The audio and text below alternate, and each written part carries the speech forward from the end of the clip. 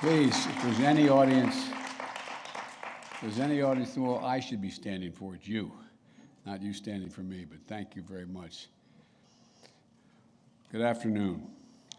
You know, in February, I came out here to the National Institute of Health and at NIH and to our Vaccine Research Center to thank all of you, the world-class doctors, scientists, researchers, for the incredible work you've done during the pandemic and developing vaccines, saving lives, giving us hope. Also continuing to give me advice on developments as they occur. I've seen more with Dr. Fauci than I have my wife. We kid each other, but they look, who's president? Fauci. But all kidding aside, I sincerely mean it. Today, I'm back to announce our action plan to battle COVID-19 this winter. Not that any of it's a surprise to any of you, because it's the combined advice from all of you that we developed this plan. And it doesn't include shutdowns or lockdowns, but widespread vaccinations and boosters and testing and a lot more. There are 5 key actions that I want to see us take this winter. First is expanding the nationwide booster campaign with more outreach. More appointments, more hours, more times and sites to walk in, providing boosters shots for up to 110 million Americans who are eligible for boosters. And I want to know parenthetically, I was talking to one of my folks who does polling and national strategy.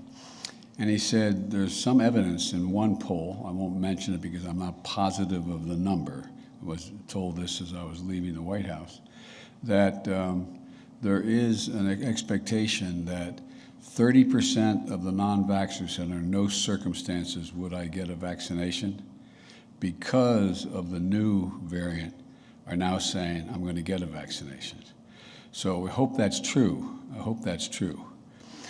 But the second point is that launching new family vaccination clinics to make it easier for children, parents, and whole families to get vaccinated in one place.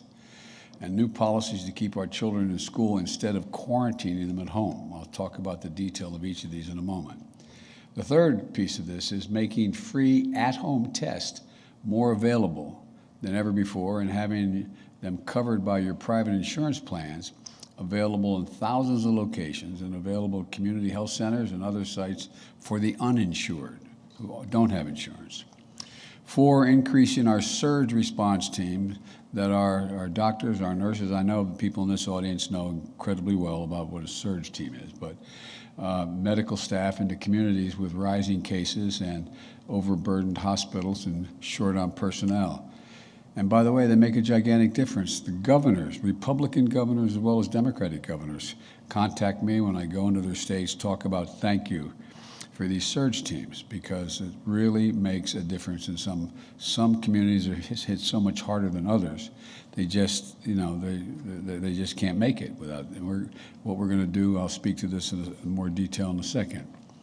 The 5th thing we're doing, we're going to accelerate efforts to vaccinate the rest of the world and strengthen the international travel rules for people coming to the United States.